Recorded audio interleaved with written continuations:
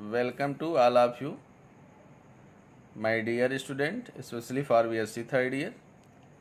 MCQ question on elimination reaction. Question first है, what product is obtained in alpha elimination? ध्यान से आपको सुनना भी चाहिए क्वेश्चन को कि जब अल्फा एलिमिनेशन होता है तो कौन सा प्रोडक्ट बनता है। तो अल्फा एलिमिनेशन, बीटा एलिमिनेशन और गामा एलिमिनेशन, तीन तरह के एलिमिनेशन रिएक्शन हैं। तो अल्फा एलिमिनेशन का मतलब कि एलिमिनेशन फ्रॉम वन सेंटर और from one carbon. Beta elimination का मतलब elimination from adjacent carbon. Gamma elimination का मतलब एलिमिनेशन फ्रॉम अल्टरनेट कार्बन। तो यहाँ पर आपका अल्फा एलिमिनेशन हो रहा है। जब अल्फा एलिमिनेशन होता है किसी भी स्पीसीज का तो वहाँ कार्बीन बनता है या नाइट्रीन बनता हो, लेकिन यहाँ पे हम आपको बताएंगे कि ऑप्शन में क्या दिया है। एल्कीन है, कार्बीन है, साइक्लोएल्कीन है, नन है। तो यहाँ पर आपको ये चीज़ दिमाग में रखना चाहिए कि नाइट्रीन नहीं है, क्योंकि अगर अल्फा एलिमिनेशन होता है नाइट्रोजन सेंटर से तो वहाँ नाइट्रीन बन जाता है, अगर कार्बन सेंटर से होगा तो कार्बीन बन जाएगा। तो यहाँ पर आपका आंसर कार्बीन होगा। ऑप्शन बी जो होगा वह करेक्ट होगा। सेकेंड क्वेश्चन है, what product of E2 elimination reaction? E2 elimination is a beta elimination. जब बीटा एलिमिनेशन होता है तो एल्कीन बनता है। तो ऑप्शन ए में दिया है एल्कीन, बी में दिया है कार्बीन, सी में दिया है साइक्लोएल्कीन, डी में दिया है आल। तो पहले से ही पता होगा आपको E2 एलिमिनेशन में एल्कीन बनेगा।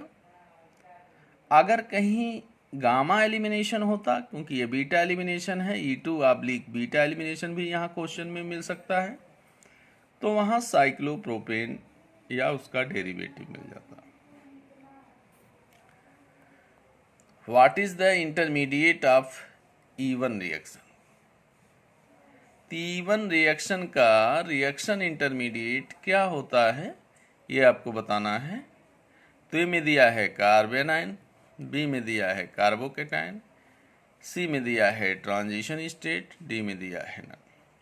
तो हम आपको यहाँ पर एक क्वेश्चन अगर यहाँ लिखा गया है तो आपको हर क्वेश्चन के बारे में जानना चाहिए कि beta elimination can be categorize into 3 category: E1 elimination, E2 elimination, E1 CB elimination. E1 में अगर आपको पूछा जाए कार्बोकेटाइन बनता है।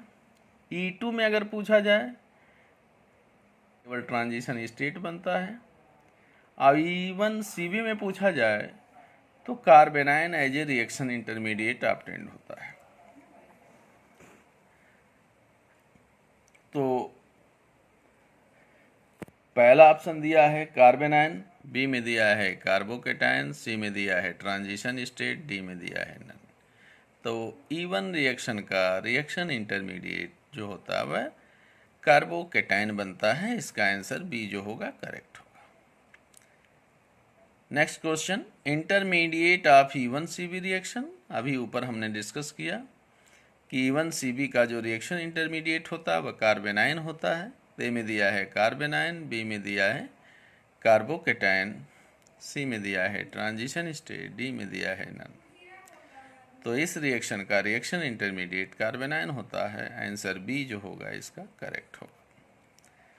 और हम बता दें E1 और E1 CB रिएक्शन जो होते हैं दोनों 2 स्टेप प्रोसेस होते हैं। E2 जो होता है वह 1 स्टेप प्रोसेस होता है। ये भी क्वेश्चन आपको बन सकता है, दिमाग में रखना चाहिए। Change in hybridization in E2 elimination. जहाँ E2 शब्द आ रहा है या E1 आ रहा है या E1 CB आ रहा है, वहाँ बीटा एलिमिनेशन से आपको मतलब रखना है। तो जब एलिमिनेशन होता है तो उसमें हाइब्रिडाइजेशन चेंज हो जाता है कार्बन का। तो बीटा एलिमिनेशन में अगर आपका हाइब्रिडाइजेशन कार्बन का sp है तो नहीं होगा, sp2 है तो अगर एलिमिनेशन होता है तो sp में बदल जाएगा, अगर sp3 है तो वह चेंज होके sp2 में बदल जाएगा। तो अगर आपको हम यहाँ पूछें तो ये में दिया है sp2 to sp3, मतलब एलिमिनेशन के दौरान sp2 कार्बन sp3 में चेंज हो जाता है, जबकि यह इनकरेक्ट है, क्योंकि sp2 से sp3 में जाने का मतलब हो गया कि वहाँ एडिशन हो गया है, उल्टा एलिमिनेशन का। sp3 से sp2 b में दिया है, इसका मतलब यहाँ पर एलिमिनेशन हुआ है, तो सैचुरेटेड कार्बन से अनसैचुरेटेड बना, तो ये ऑप्शन करेक्ट होगा। बी में देखिए sp से sp2, यहाँ भी एडिशन हो गया।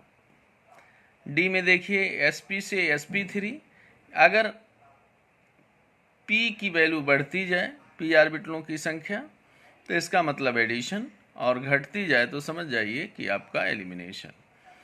तो इसमें ए sp3 से sp2 वह आपका एलिमिनेशन रिएक्शन शो करता है, इसलिए आंसर बी जो होगा करेक्ट होगा। नेक्स्ट क्वेश्चन है what is major product of following reaction.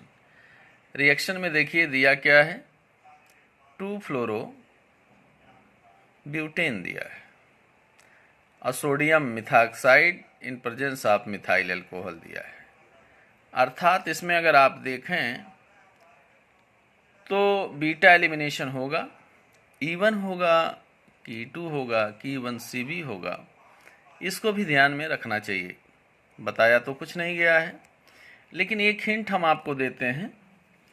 अगर फ्लोरीन है किसी सबस्ट्रेट में और स्ट्रॉन्ग बेस है तो उसका रिएक्शन जो होगा प्रोसीड बाया E2 means throw transition state, और उसमें हाफ मैन प्रोडक्ट जो होगा वह प्रीडोमिनेंट होगा। इसका मतलब हाफ मैन प्रोडक्ट का मतलब होता है लेस एल्काइलेटेड एल्कीन का formation during course of elimination. तो fluorine is a poor leaving group माना जाता है, और पुअर लीविंग ग्रुप जो होता है वह E2 एलिमिनेशन के लिए रिस्पॉन्सिबल होता है या E1CB के लिए रिस्पॉन्सिबल होता है। लेकिन E1CB में कार्बेनाइन रिएक्शन इंटरमीडिएट बनता है, must be stabilised either by -I और बाई रेजोनेंस। तो ऐसा इसमें है नहीं, इसलिए यहाँ पर E2 रिएक्शन होगा। प्रोडक्ट जो होगा हाफ मैन होगा। ए में दिया है ब्यूटीन 1, बी में दिया है ब्यूटीन 2, सी में दिया है दोनों, डी में दिया है नन। तो मेजर प्रोडक्ट पूछता है, माइनर तो बनेगा मोर एल्काइलेटेड एल्कीन, लेकिन जो मेजर प्रोडक्ट इस रिएक्शन का होगा वह लेस एल्काइलेटेड एल्कीन, अर्थात आंसर ए जो होगा वह करेक्ट होगा। मोस्ट इंपॉर्टेंट क्वेश्चन है। नेक्स्ट क्वेश्चन है major product of following reaction. तो यहाँ डाई मिथाइल साइक्लोहेक्सेनॉल है, एसिड कैटालिस्ट के प्रेजेंस में ट्रीट किया गया है। तो यहाँ पर हम आपको बता दें कि अगर कोई सबस्ट्रेट एल्कोहलिक है और उसका ट्रीटमेंट अगर एसिड कैटालिस्ट के प्रेजेंस में होता है तो ऑलवेज E1 एलिमिनेशन होगा, और प्रोडक्ट का फॉर्मेशन थ्रू कार्बोकेटाइन इंटरमीडिएट होगा। तो अल्कोहल देखते ही आप जान जाएंगे कि यहाँ पर E1 रिएक्शन होगा, कार्बोकेटाइन बनेगा, उसके बाद प्रोडक्ट बनेगा। और ये भी एक चीज़ बता दें हम आपको कि जो E1 रिएक्शन होता है वह नॉन स्टीरियो स्पेसिफिक होता है, अर्थात one reactant gives more than one product, कि एक रिएक्टेंट से एक से अधिक प्रोडक्ट मिलेंगे। यहाँ पे अगर देखा जाए तो ए में यह प्रोडक्ट मिलेगा, लेकिन बी में अगर देखें तो बी वाला भी प्रोडक्ट मिलेगा, सी में देखें तो सी वाला भी मिलेगा, डी में है नन। लेकिन ए बी सी में कौन सबसे ज़्यादा प्रिफर्ड प्रोडक्ट होगा, स्टेबल एल्कीन होगा, उसे आपको ध्यान देना है। क्योंकि जैसे इसका इंटरमीडिएट बनेगा carbocation which have tendency to undergo rearrangement if possible, तो इसमें रीअरेंजमेंट होना तय है। तो रीअरेंजमेंट करके स्टेबल कार्बोकेटायन बना देगा, फिर स्टेबल कार्बोकेटायन के बाद एलिमिनेशन होगा और एल्कीन बनेगा। तो ए और बी में अगर देखें तो सबसे ज़्यादा स्टेबल बी एल्कीन होगा, मोर एल्काइलेटेड है, सी जो है लेस एल्काइलेटेड है। इसका मतलब जो ऑप्शन बी होगा वह मोर करेक्ट होगा, मेन प्रोडक्ट होगा और करेक्ट प्रोडक्ट होगा। लेकिन अगर पॉसिबल प्रोडक्ट लिखा जाता तो तीनों बन सकते हैं। Reaction intermediate of following reaction, तो यहाँ पे क्या दिया है, डाइक्लोरो ट्राइफ्लोरो इथेन दिया है, स्ट्रॉन्ग बेस के प्रेजेंस में सोडियम इथाक्साइड इथाइल अल्कोहल दिया है, प्रोडक्ट भी दे दिया है, एल्कीन बना हुआ है। पूछ रहा है रिएक्शन इंटरमीडिएट क्या बनेगा इस रिएक्शन का। तो आपको पहले से मैंने बताया था कि जहाँ पर स्ट्रांग बेस हो वहाँ पर दोनों पॉसिबिलिटी रहती है, E2 की भी और E1CB की भी। इन दोनों को कैसे आइसोलेट करेंगे, अगर पॉसिबिलिटी कार्बेनाइन की बनती है और वह स्टेबलाइज होता है आइदर -I रेजोनेंस के द्वारा, तो वहाँ E1CB होगा। जहाँ स्टेबलाइजेशन की बात नहीं है वहाँ पे E2 होता है। तो यहाँ पर देखिए ट्राईफ्लोरो डाइक्लोरो इथेन है, तो यहाँ पे यदि कार्बेनाइन बनता है तो मोर स्टेबलाइज्ड बाई -I इफेक्ट। तो आपको हम यही बताना चाह रहे थे कि यहाँ पर रिएक्शन इंटरमीडिएट कार्बोकेटायन बनेगा नहीं, स्ट्रांग बेस है, E1 होगा नहीं, E2 इसलिए नहीं होगा क्योंकि यहाँ पर स्टेबल कार्बेनाइन बनेगा, इसलिए जो कार्बेनाइन बनेगा वह E1CB रिएक्शन कहलाएगा। तो इसका इंटरमीडिएट जो होगा इस रिएक्शन का वह कार्ब एनाइन होगा और आंसर सी करेक्ट होगा। अगर नेम पूछता कि यहाँ पे कौन सा रिएक्शन होगा, किस टाइप का एलिमिनेशन होगा, तो आपका आंसर यहाँ पर E1CB रिएक्शन होता। क्वेश्चन आपका है what type of elimination reaction in following reaction. तो यहाँ पर आपको दिखाई दे रहा होगा कि ट्राई मिथाइल साइक्लो हेप्टाल है या हेप्टेनॉल है, उसको प्रोटॉन कैटालिस्ट दिया गया है और पॉसिबल प्रोडक्ट दिए गए हैं, 1 प्रोडक्ट, 2 प्रोडक्ट, 3 प्रोडक्ट। तो जहाँ पर मैंने पहले ही बताया कहीं अगर एल्कोहल हो और एसिड कैटालिस्ट हो तो वहाँ पर आप तुरंत E1 एलिमिनेशन रिएक्शन कह सकते हैं। और जो E1 एलिमिनेशन होगा उसमें carbocation as a reaction intermediate बनेगा, और जहाँ कार्बोकेटायन रिएक्शन इंटरमीडिएट होगा वहाँ रीअरेंजमेंट होगा और उसमें रीअरेंज प्रोडक्ट मिलेंगे।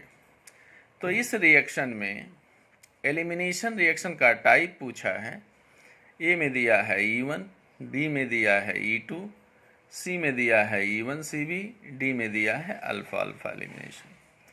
तो पहले से वेल नोन है कोई भी रिएक्शन होगा अल्कोहल और एसिड कैटालिस्ट के प्रेजेंस में और उसके प्रोडक्ट एक से अधिक हैं या नहीं हैं, तो वहाँ पर E1 रिएक्शन होगा, मतलब यह रिएक्शन E1 होगा। इसका आंसर ए करेक्ट होगा। नेक्स्ट दिया है main product of following reaction. तो इसमें आप देखें स्पाइरो कंपाउंड है, OH लगा हुआ है और स्ट्रॉन्ग एसिड H2SO4 दिया है। देखते ही आपके दिमाग में आ गया alcohol plus acid catalyst, elimination अगर होता है तो E1 होगा, कार्बोकेटायन बनेगा, carbocation have tendency to undergo rearrangement. तो यहाँ पर देखिए जैसे कार्बोकेटायन बनाएगा वैसे 5 मेंबर रिंग जो होगा वो एक्सपेंड कर लेगा, फिर एलिमिनेशन हो जाएगा और बन जाएगा फ्यूज्ड बाईसाइक्लिक सिस्टम।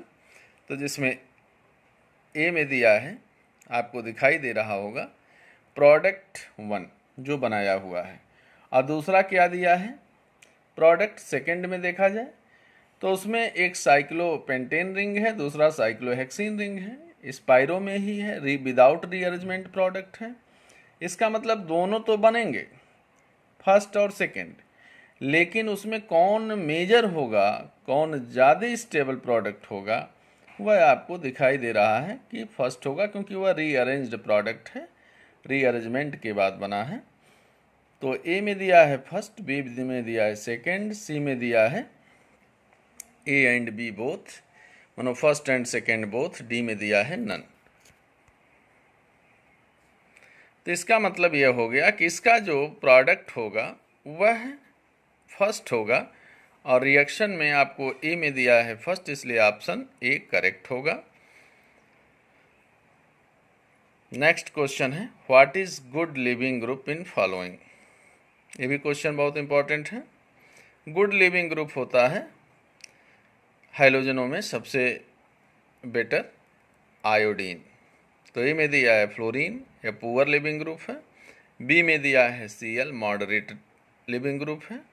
सी में दिया है ब्रोमीन, गुड लिविंग ग्रुप है। डी दिया आयोडीन, ए उससे भी गुड लिविंग ग्रुप है, इसलिए इसका ऑप्शन जो होगा वह डी करेक्ट होगा।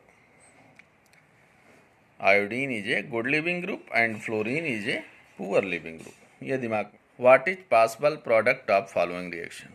तो आप देखें एसिनेप्थीन डेरिवेटिव है, उस पर स्ट्रॉन्ग बेस के प्रेजेंस में ट्रीट किया गया है।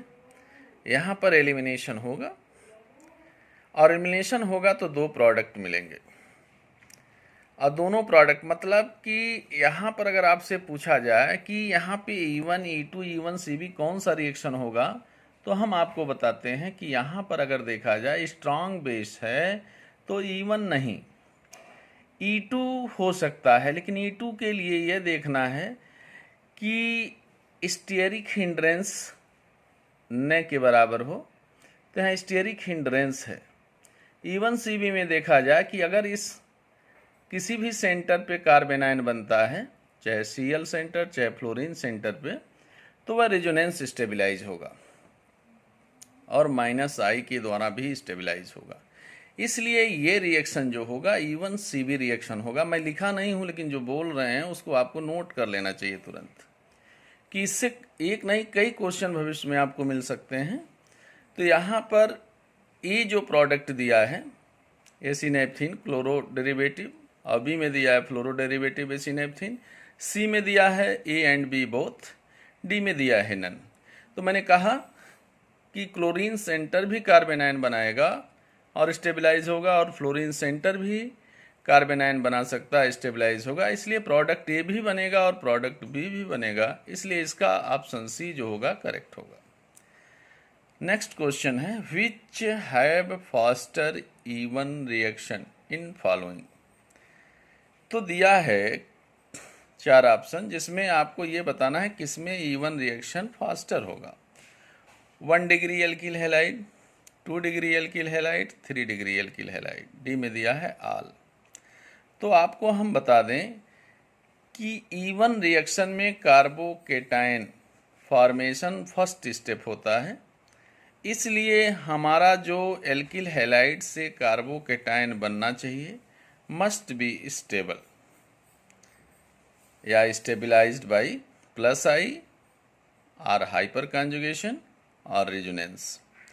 तो 1 डिग्री, 2 डिग्री और 3 डिग्री में सबसे ज़्यादा स्टेबल कार्बोकेटाइन बनाने वाला एल्किल हैलाइड 3 डिग्री होगा, इसलिए इसका जो आंसर होगा वह सी करेक्ट होगा।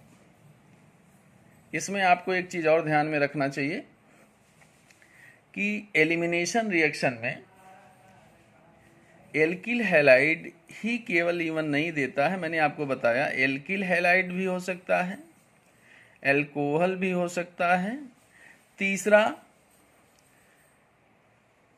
ऑक्सोनियम, नाइट्रोनियम, सल्फोनियम, फास्फोनियम, साल्ट भी हो सकते हैं। ये ऑल आर जो साल्ट होते हैं sulfonium, oxonium, nitronium, sulfonium, they have tendency to undergo E one reaction, और ये सब E2 भी देते हैं। कंडीशन E1 का है तो E1 होगा, कंडीशन E2 का है तो E2 का होगा। नेक्स्ट क्वेश्चन है, a product of most alkylated alkene called, दिया हुआ है ऑप्शन में सेटजप प्रोडक्ट, बी दिया हॉफमैन प्रोडक्ट, सी दिया है बोथ, डी दिया है नन। तो इसका मतलब ये हुआ कि मोस्ट एल्काइलेटेड और लेस एल्काइलेटेड, मतलब जो एल्कीन हो अगर लेस सब्स्टिट्यूटेड है तो लेस एल्काइलेटेड होगा, अगर मोर सब्स्टिट्यूटेड है तो मोस्ट एल्काइलेटेड कहा जाएगा। और आपको मैंने बताया है ओरिएंटेशन इन एलिमिनेशन में सेटजफ रूल एंड हॉफमैन रूल, मैं यहीं पे से ब्लॉक भी करेंगे, रोकेंगे भी। तो जो सेटजफ रूल होता है उसमें जो प्रोडक्ट मिलता है वह मोस्ट एल्काइलेटेड एल्कीन होता है, उसे हम सेटजफ प्रोडक्ट भी कहते हैं। और इवन रिएक्शन से ऑलवेज सेटजफ प्रोडक्ट ही मिलता है एज ए मेजर प्रोडक्ट। और हॉफमैन प्रोडक्ट जो होता है वह लेस एल्काइलेटेड एल्कीन होता है। तो इस रूल में दोनों में थोड़ा सा अंतर है कि हॉफमैन रूल में कोई एल्किल हैलाइड हो या नाइट्रोनियम, सल्फोनियम, ऑक्सोनियम या फास्फोनियम साल्ट हो, अगर इवन कंडीशन में ट्रीट किया गया है तो मोर एल्काइलेटेड एल्कीन देगा। वही सेम चीज़ हॉफमैन रूल में अगर सल्फोनियम, नाइट्रोनियम, ऑक्सोनियम साल्ट है, उसको E2 कंडीशन में अगर ट्रीट किया जाए तो वह लेस एल्काइलेटेड एल्कीन देगा। तो सेटजफ प्रोडक्ट जो होगा वह मोर एल्काइलेटेड एल्कीन होगा। तो इसका जो आंसर होगा ये जो होगा करेक्ट होगा। इसके अलावा जो मेरा नोट है जो आप लोग पढ़ें उसको एक बार केवल पलटना है, आपका जो ऑब्जेक्टिव क्वेश्चन होगा इस पार्ट से वो सबके सब मिल जाएंगे। Best of luck, thank you.